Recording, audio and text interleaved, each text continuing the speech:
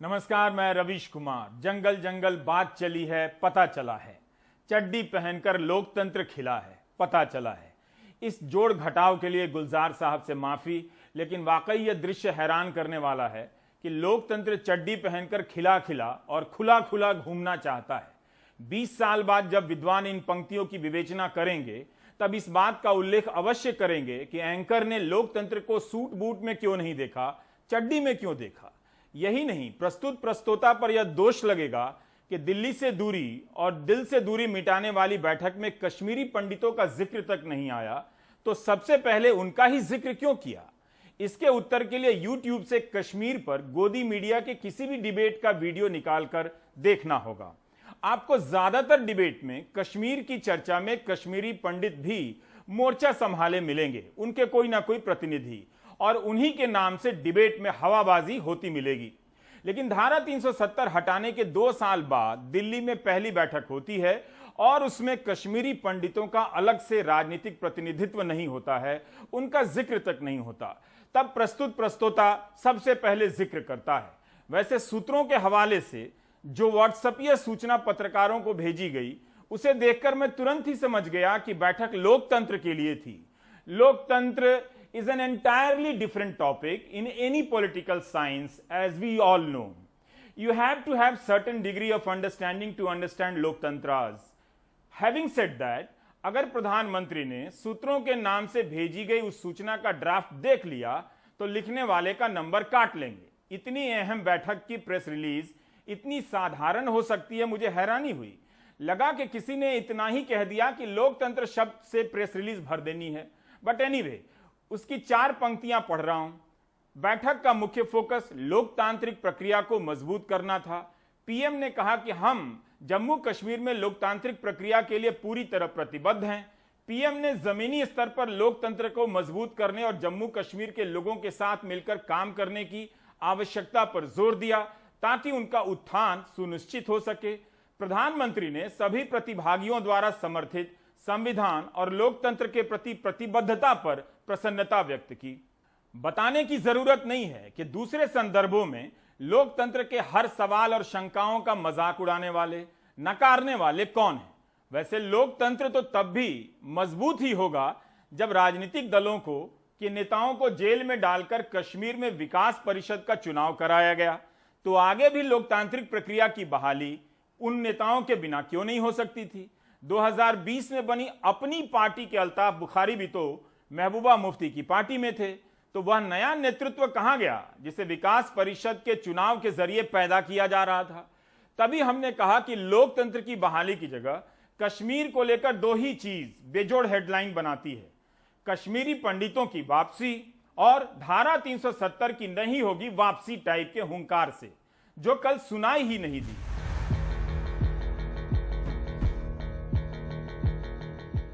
इसी जून महीने में कांग्रेस पार्टी के नेता दिग्विजय सिंह एक चर्चा में कहते हैं कि कांग्रेस अगर सत्ता में आई तो धारा 370 बहाल कर देगी। तो मध्य प्रदेश के मुख्यमंत्री शिवराज सिंह चौहान कहते हैं कि कांग्रेस पाकिस्तान की भाषा बोल रही है। धारा 370 की बहाली की बात कर कश्मीर में अलगाववाद और आतंकवाद को बढ़ावा देना चाहती है। बीजेपी ने चारों तरफ से हमला बोल दिया। लेकिन 24 जून को तो एक नहीं कई नेताओं ने प्रधानमंत्री और गृह मंत्री के सामने धारा 370 बहाल करने की बात कह दी, जो बीजेपी के अनुसार पाकिस्तान की भाषा है। ऐसा कहने वालों को बैठक से बाहर भी नहीं किया गया। किसी प्रमुख नेता ने, बीजेपी के किसी प्रमुख नेता ने धारा 370 की वापसी की बात करने वालों को नहीं ललकारा, ना ये कहा कि अगर ये शर्त है तो आगे कोई बातचीत नहीं होगी, मीटिंग खत्म होती है। अपनी पार्टी की तरफ से वज़ीर आज़म साहब को और सबको कहा कि जहां तक 5 अगस्त 2019 का फैसला है या जो किया गया, हम उसके साथ नहीं हैं, हम उससे सहमत नहीं हैं, हम उसको कबूल करने के लिए तैयार नहीं हैं। लेकिन उसकी मुखालफत में हम कानून को अपने हाथ में भी लेने के लिए तैयार नहीं हैं। हम अदालत का इस्तेमाल करके अदालत में जाके अपना पक्ष वहाँ पे रख के इस फैसले के खिलाफ जो है अपनी लड़ाई लड़ेंगे। मैंने बिल्कुल कहा उनको, मैंने कहा कि आपका एजेंडा था इसको हटाना, मगर अगर आपको हटाना था तो जम्मू कश्मीर की असेंबली को बुला के तब हटाना चाहिए था। इस तरह इलीगली और अनकॉन्स्टिट्यूशनली हटाने का कोई हक नहीं था। आपने इसको इलीगली हटाया, हम कॉन्स्टिट्यूशनली और लीगली इसको रेस्टोर करना चाहते हैं। बीजेपी के नेता धारा 370 की वापसी की बात को पहले की तरह नहीं ललकार रहे हैं। आज के दिन गृहमंत्री से लेकर बीजेपी अध्यक्ष के ट्विटर हैंडल पर गया, इसे लेकर कोई ललकारी बयान नहीं मिला। कश्मीर के मामलों में दिलचस्पी रखने वाले और ट्वीट करने वाले भारत के स्वास्थ्य मंत्री डॉक्टर हर्षवर्धन ने 24 जून की बैठक को लेकर ट्वीट किया है और लिखा है कि माननीय प्रधानमंत्री श्री नरेंद्र मोदी जी की अध्यक्षता में जम्मू कश्मीर के राजनीतिक दलों के साथ आज की बैठक से निश्चित रूप से घाटी फिर से हर्षाएगी और दल का दर्पण फिर चमकेगा। यह बैठक जम्मू कश्मीर के विकास व लोकतंत्र को मजबूती देने की दिशा में अहम कदम साबित होगी। इसी तरह गोदी मीडिया भी फंस गया है। पहले वह गृहमंत्री के सुर में सुर मिलाकर गुपकार गैंग को खूब ललकारा करता था। अब उसे यह सवाल नहीं पूछा जा रहा है कि क्यों गैंग से मिले गृहमंत्री, इसलिए क्या बोला जा रहा है क्या नहीं बोला जा रहा है, ध्यान से सुनिए। श्रीनगर में गुपकार एक इलाके का नाम है जहां पर केवल अब्दुल्ला परिवार और मुफ्ती परिवार का बंगला नहीं है, बल्कि वहां अफसरों के भी घर हैं। कर्ण सिंह का भी घर वहीं है, महाराजा का भी महल उसी इलाके में है। धारा 370 हटाने के बाद गुपकार गैंग का इस्तेमाल जोर पकड़ता है। जिन लोगों के साथ मिलकर सरकार बनाई, अपनी सरकार में जिन्हें शामिल किया, उन्हीं लोगों के लिए बीजेपी अपराधियों का समूह बताने के लिए जो शब्द है गैंग, उसका इस्तेमाल करती है। उनकी पूरी राजनीतिक हैसियत को अवैध घोषित कर देती है। गोदी मीडिया गुपकार गैंग का नाम हिंदी प्रदेश के गांव-गांव में पहुंचा देता है। बीजेपी के नेताओं के खूब सारे बयान मिलेंगे कि गुपकार गैंग के लोगों ने रोशनी स्कीम में देश का सबसे बड़ा जमीन घोटाला किया है, कश्मीर को लूट लिया, पाकिस्तान परस्त हैं, भारत विरोधी हैं, कश्मीर दो परिवारों की जागीर बनकर रह गई है। यह ट्वीट गृहमंत्री अमित शाह का है। उन्होंने 17 नवंबर 2020 को ट्वीट किया है कि गुपकार गैंग दुनिया भर में जा रहा है। ये लोग चाहते हैं कि विदेशी ताकतें जम्मू कश्मीर में दखल दें। गुपकार गैंग ने भारत के तिरंगा का अपमान किया है। क्या सोनिया जी और राहुल जी गुपकार गैंग के ऐसे काम का समर्थन करते हैं? उसी दिन एक और ट्वीट करते हैं कि कांग्रेस और गुपकार गैंग जम्मू कश्मीर को आतंकवाद और उथल पुथल के दौर में ले जाना चाहते हैं। धारा 370 को हटाकर हमने दलितों, महिलाओं और आदिवासियों को जो अधिकार दिए हैं उसे फिर से हटाना चाहते हैं। गृहमंत्री अमित शाह ही बता सकते हैं कि गुपकार गैंग को तिरंगे का अपमान करने, भारत को बदनाम करने, विदेशी ताकतों को जम्मू कश्मीर में बुलाने, कश्मीर को लूटने के तमाम आरोपों से किसने क्लीन चिट दी है। महबूबा मुफ्ती और फारूक अब्दुल्ला पर मनी लॉन्ड्रिंग के केस चल रहे हैं और उन्हें लोकतंत्र की बहाली के लिए प्रधानमंत्री आवास में बुलाया जाता है। ईडी के अफसर भी सदमे में आ जाएंगे, ये क्या हो रहा है। भारत के इतिहास में आज तक प्रधानमंत्री के आवास में किसी गैंग का स्वागत नहीं हुआ था। मेंबर नहीं, पूरा का पूरा गैंग हाजिर था और स्वागत कर रहे थे खुद प्रधानमंत्री। किसी को गैंग कहने के बाद उसी के बगल में गृहमंत्री खड़े हों, ऐसे फोटो अवसर कम मिलते हैं। लोकतंत्र में गैंग का भी रोल हो सकता है। प्रधानमंत्री ने इस गैंग का अभिवादन किया। बैठक के बाद जब अमित शाह ने ट्वीट किया कि माहौल सौहार्दपूर्ण रहा, तब क्या उन्हें अपने पहले ट्वीट की याद आई होगी कि उप्स, इन्हें तो मैं गैंग कह चुका हूं, अब इन्हें डेमोक्रेसी कहना पड़ रहा है। गुपकार डिक्लेरेशन के लोगों से एक सवाल, आर्टिकल 370 को वापस करने की मांग के पीछे आप जम्मू कश्मीर को संकीर्ण कंजर्वेटिज्म में ढकेलना चाहते हैं। आप वहां की बेटियों और बहनों के साथ नाइंसाफी करना चाहते हैं। और ऐसे लोग जो मुख्यमंत्री रहे हैं वो कह रहे हैं कि हम इसके रेस्टोरेशन की चाइना से मदद लेंगे। ये बिल्कुल देश विरोधी गतिविधियां हैं।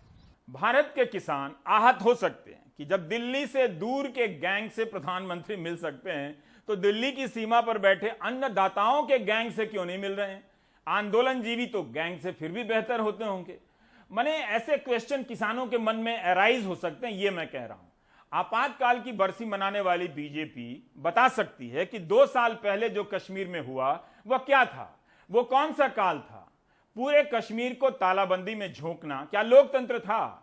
राजनीतिक दलों के नेताओं को नजरबंद कर स्थानीय चुनाव कराना क्या लोकतंत्र था? 83 साल के सैफुद्दीन सोज और 83 साल के सांसद फारूक अब्दुल्ला को नजरबंद कर दिया गया। इनसे शांति व्यवस्था को क्या खतरा हो सकता था? सोज को महीनों नजरबंद कर सरकार सुप्रीम कोर्ट में क्यों कहती रही कि गिरफ्तार नहीं किया गया है? सुप्रीम कोर्ट ने फरवरी 2020 में जम्मू कश्मीर प्रशासन से कहा कि महबूबा मुफ्ती के मामले में जवाब दायर करे। 7 महीने बीत गए, प्रशासन ने जवाब तक दायर नहीं किया। कितने लोग गिरफ्तार हुए? मीडिया रिपोर्ट में अलग अलग संख्या मिलती है, कहीं 600 है तो कहीं 5000। 6 अगस्त 2019 को कांग्रेस सांसद राहुल गांधी ने एक बयान दिया कि संविधान का उल्लंघन कर चुने हुए प्रतिनिधियों को बंदी बनाकर जम्मू कश्मीर का एक तरफा विभाजन कर राष्ट्रीय एकता मजबूत नहीं होती है। देश लोगों से बनता है, जमीन के टुकड़े से नहीं। आज उन्हीं प्रतिनिधियों से बात करनी पड़ रही है। दिल्ली से दूरी का जुमला प्रयोग में आया है। कश्मीर दिल्ली से दूर नहीं था, दिल्ली कश्मीर से दूर हो गई थी। किसी को कश्मीर के नजदीक नहीं जाने देना चाहती थी। धारा 370 के हटने के बाद जब विपक्ष के सांसद वहां जाना चाहते थे तब क्या हुआ था? फ्लैशबैक में चीजों को देखिए तो समझ आएगा। धारा 370 हटने के बाद विपक्षी नेताओं का प्रतिनिधिमंडल राज्य के हालात का जायजा लेना चाहता था। उन्हें एयरपोर्ट से लौटा दिया गया। आप अभी इंटरनेट सर्च करें, इस खबर को अखबारों के पहले पन्ने से या तो गायब कर दिया गया या कहीं किसी किनारे में गैर जरूरी खबर की तरह छापा गया था। यहां तक हुआ था सैनिटाइजेशन। भारत की जनता के चुने हुए ये प्रतिनिधि राज्य का दौरा नहीं कर सके। दूसरी तरफ 30 अक्टूबर 2019 को भारी सुरक्षा के बीच श्रीनगर की सड़कों पर काली कारों का यह काफिला, आपको याद होगा, किसी अज्ञात एनजीओ की पहल पर यूरोपियन संघ के कुछ दक्षिणपंथी सांसदों का दौरा कराया गया। एनजीओ ने इनसे वादा किया था कि प्रधानमंत्री से भी मुलाकात कराएंगे। एनजीओ की मादी शर्मा, खुद को इंटरनेशनल बिजनेस ब्रोकर बताने वाली यह महिला कश्मीर के मामले में किसके कहने पर पहल कर रही थी और प्रधानमंत्री के साथ तस्वीर में कैसे हैं, उस वक्त सवाल उठा था, मगर गोदी मीडिया की मदद से लोगों तक नहीं पहुंचा। सरकार ने इस दौरे पर कोई टिप्पणी ही नहीं की कि ये भाई लोग किधर को आए थे, किधर को गए थे। कहीं मादी शर्मा का एनजीओ फिर तो एक्टिव नहीं हो गया है? मैंने पूछ रहे हैं। धारा 370 के हटने के तुरंत बाद विदेशी पत्रकार वहां जाना चाहते थे, अनुमति नहीं दी गई। दिल्ली स्थित राजनयिकों ने कश्मीर जाने की अनुमति मांगी, नहीं दी गई। अमेरिका के कांग्रेसमैन क्रिस वैन होलेन को श्रीनगर जाने का अनुरोध भारत ने ठुकरा दिया।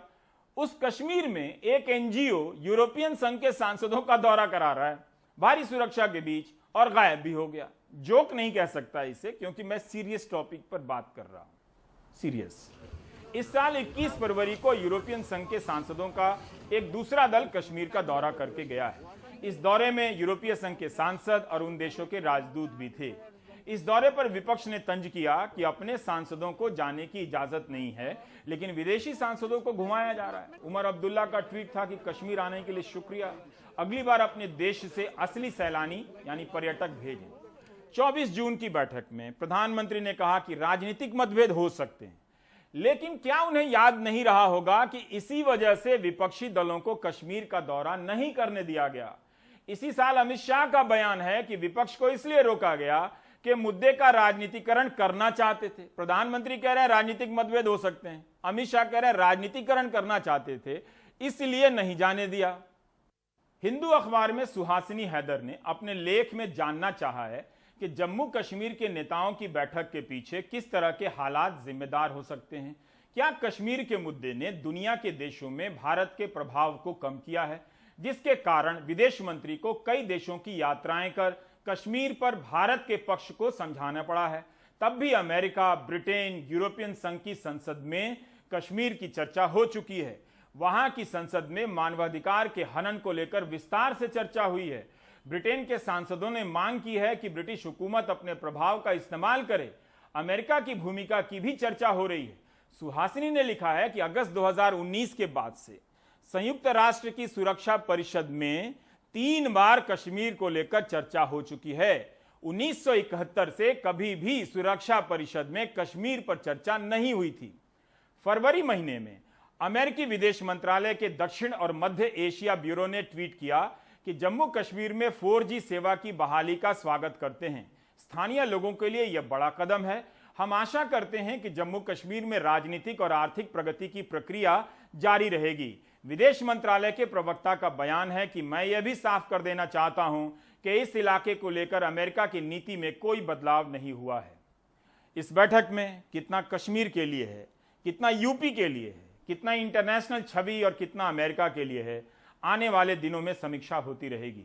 जम्मू कश्मीर के साथ जो हुआ उसे विकास के दावे और वादे से किनारे नहीं किया जा सकता। इस तर्क से तो हर राज्य को केंद्र शासित प्रदेश बना देना चाहिए, क्योंकि वहां केंद्र विकास चाहता है, और हर दल के नेता को नजरबंद कर देना चाहिए, क्योंकि भ्रष्टाचार है। 555 दिनों तक इंटरनेट बंद करना, स्कूल बंद कर देना, हजारों लोगों को जेल में बंद कर देना लोकतंत्र को मजबूत करना नहीं था। लॉकडाउन में रियायत की वजह से श्रीनगर में दुकानें खुली हैं, लेकिन व्यापार बहुत कम हो रहा है। ये तीसरा साल है जब कश्मीर में व्यापार पर बुरा असर हुआ है और हजारों लोग बेरोजगार हुए हैं। ये सब कुछ अगस्त 2019 में शुरू हुआ, जब सख्त कर्फ्यू महीनों तक रहा और दूरसंचार सेवाएं बंद थी। उसका असर अर्थव्यवस्था पर पड़ा। कश्मीर चेंबर ऑफ कॉमर्स और इंडस्ट्री के मुताबिक अर्थव्यवस्था को 50,000 करोड़ का नुकसान हुआ और करीब 4 लाख लोग बेरोजगार हो गए। इस सिचुएशन में आप देखिए बिजनेसेस को सरवाइव करना और फिर बैक टू बैक लॉकडाउन में हम कैसे सरवाइव करें। देखिए डेफरमेंट ऑफ मॉरिटोरियम बताना, डेफरमेंट ऑफ इंटरेस्ट पीछे लेना, बट ये पाइल अप होके हम कहाँ से दे पाएंगे जबकि एक दुकानदार हो या फैक्ट्री वाला हो, जब उसके पास वर्किंग डेज कम मिलते हैं। आप देखिए 40,000 करोड़ हमने जब एक साल, फिर ये महीना 2 महीना हमारी एक छोटी सी जगह है, फिर भी आप 10,000 करोड़ ले लीजिए, हमारा बिजनेस लॉसेस हो जाते हैं।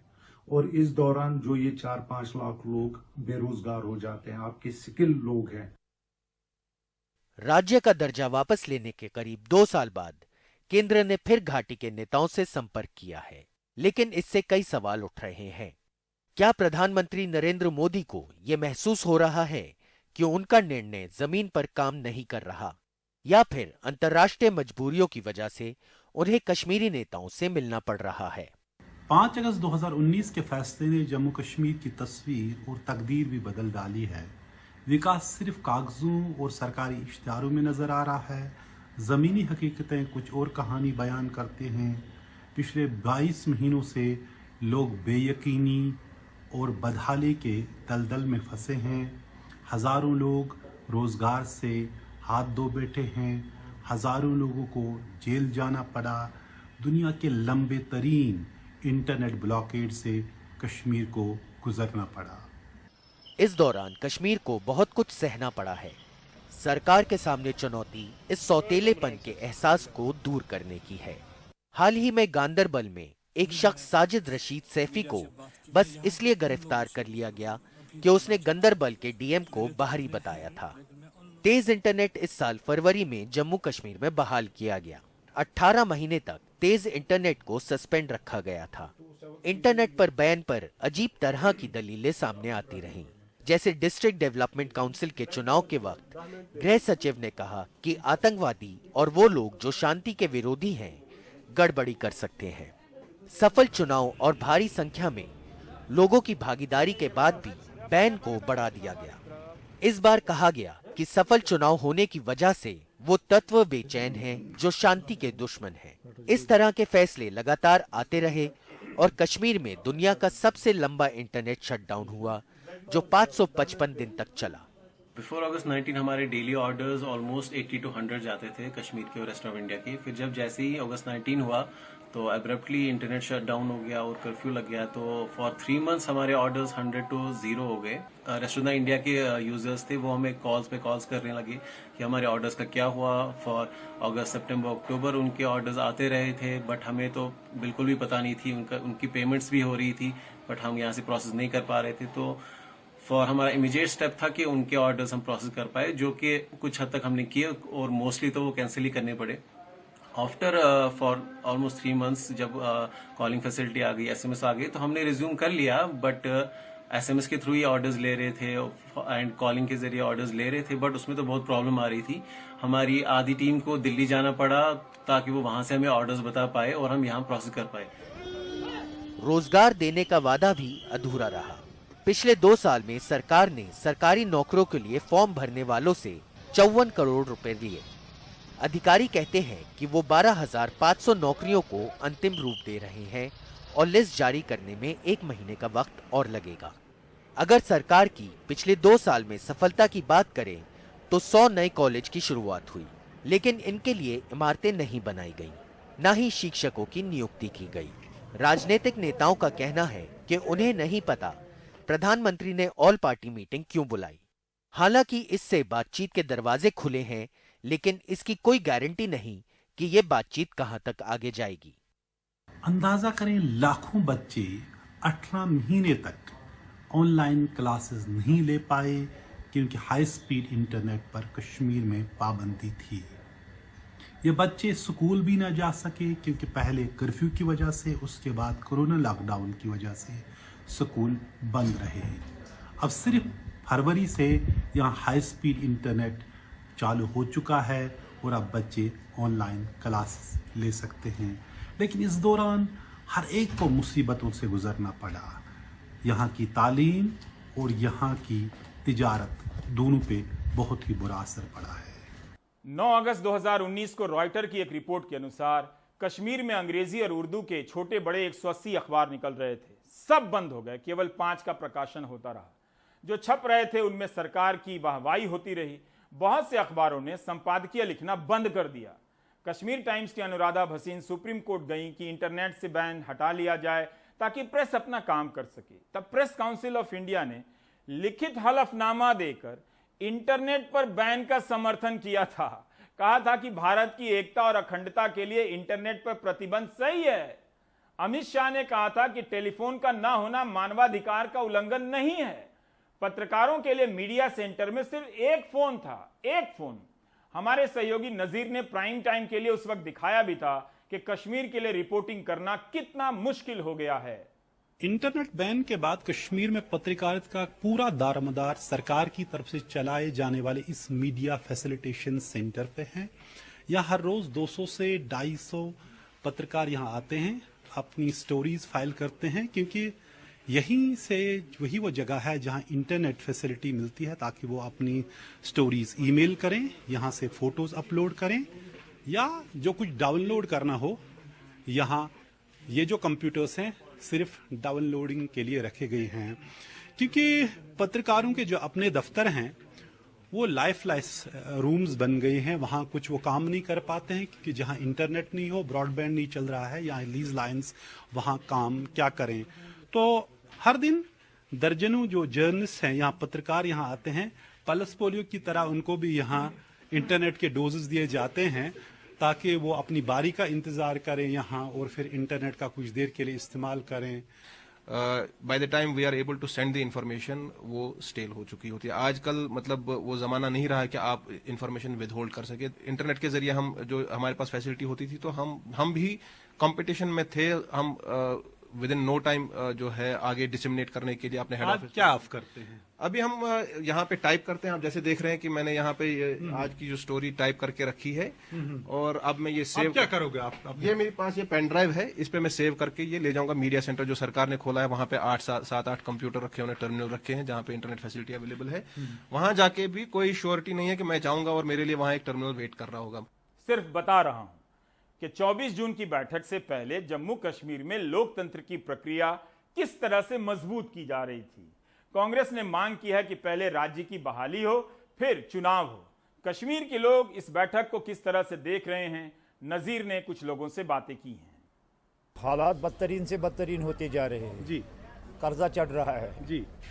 काम तो आपको पता ही है, कुछ नहीं। ये पिछले आप 2 साल से, मैं 3 साल से बोल रहा हूँ, जब से दफा 370 टूटा है तब से लेके अब तक हालात बिल्कुल बदतरीन से बदतरीन होते जा रहे हैं। और जो कसर रही थी वो तो आपको पता है, वो कोविड ने खत्म की है सब। तो सरकार ने कहा था अब एम्प्लॉयमेंट मिलेगी, विकास होगा। कुछ आपका विकास हो रहा है या नहीं? कुछ कौन सा विकास हो गया? कुछ विकास नहीं किया सरकार ने। खाली 1,000 रुपया डाला, उसमें वो भी आदाई को मिला है। 2 अगस्त 2019 को जब यहाँ सरकार ने एडवाइजरी जारी की कि यहाँ से टूरिस्ट चले जाएं, यात्री को भी बताया गया, तब से संभल नहीं पा रहा है। तब से कुछ यहाँ पे कुछ नहीं हुआ है। विंटर में कुछ टूरिस्ट आए थे ना, विंटर में आए थे। विंटर में आए थे टूरिस्ट, विंटर में आए थे टूरिस्ट, आने लगे थे मार्च में आए, फरवरी में आए, लेकिन जो उसके बाद कोविड का मसला हुआ उसने तो सब ठप कर दिया है। तो आज जो कर्फ्यू, लॉकडाउन और इंटरनेट की बंदिशों ने कितना बहुत असर डाला इंटरनेट के बंदिशों ने। कोई इंटरनेट पे बुकिंग करता था, पता होता था किधर में कितना कमरा मिलेगा टूरिस्ट को भी, और जब टूरिस्ट वहाँ से अभी आते हैं, जब इंटरनेट बंद हुआ है, जब टूरिस्ट आते हैं उनको मजबूरन यहाँ ज़्यादा पैसा देना पड़ता है क्योंकि इंटरनेट में सहूलियत नहीं है। और यहाँ बिल्कुल हालात अभी नॉर्मल है, अभी कुछ भी नहीं है, सब कुछ खुलना चाहिए यहाँ, इंटरनेट भी, लॉकडाउन भी उठना चाहिए। और अभी भी ये टूरिस्ट इलाका है, देखिए इसमें भी लॉकडाउन होता है, यहाँ पर भी नाका, वहाँ पर भी नाका, हर एक जगह पे नाका होता है, यहाँ तक कि टूरिस्ट को भी चालान काटते हैं। इसके ऊपर थोड़ा नरमी होना चाहिए, हर एक जगह पे नरमी हुई है, दिल्ली में हुई है, बम्बई में हुई है, हर एक जगह पे नरमी हुई है। तो कश्मीर को चैन नहीं है, ना ही कश्मीर को लेकर हिंदी प्रदेशों को। व्हाट्सएप यूनिवर्सिटी में आईटी सेल के 2 सबसे सफल अभियान हैं। पहला कि नेहरू मुसलमान है, दूसरा धारा 370। हिंदी प्रदेशों में धारा 370 को लेकर सही तथ्यों से मुकाबला नहीं कर सकते, क्योंकि इस मुद्दे को तथ्यों से नहीं, धारणा से गढ़ा गया है। अभी तक कहा जाता रहा है कि कश्मीर भारत का आंतरिक मसला है। इसमें एक और बात जोड़ी जा सकती है कि भारत में भी कश्मीर, यूपी और बिहार का आंतरिक मसला है। हिंदी के अखबारों और चैनलों में इसके कवरेज पर नजर रखिएगा, पता चलेगा। बाकी आर्थिक तंगी और रोजगार के सवाल भूल जाइए। Now it's time to say O dear Hindi and your Pradesh, please take a break.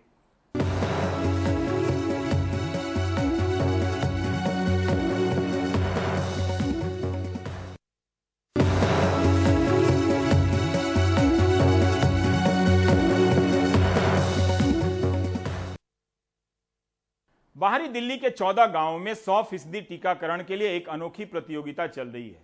बाहरी दिल्ली के गांवों में वैक्सीन लगाने को लेकर क्या क्या चुनौतियां हैं, कैसे दूर किया जा रहा है, रविश की ये रिपोर्ट देखिए। कोरोना वायरस से रास्ते से बचने का एक तरीका वो है वैक्सीनेशन। नहीं भैया, नहीं यार, नहीं।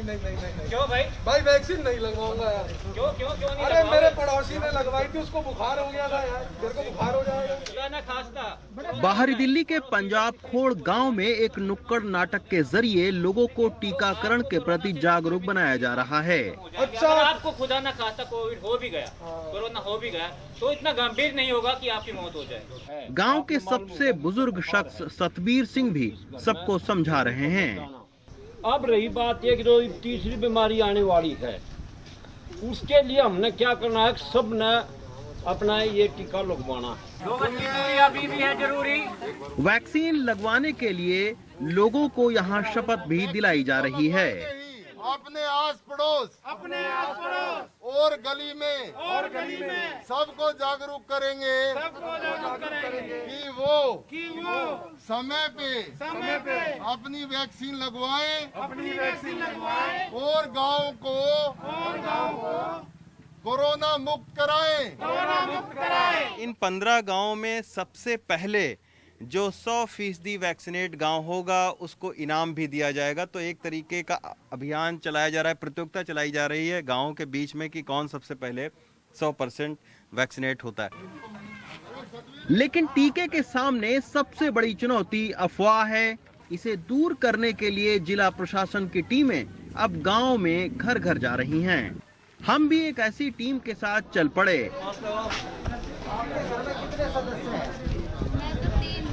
अच्छा, 18 साल से ऊपर के कितने हैं?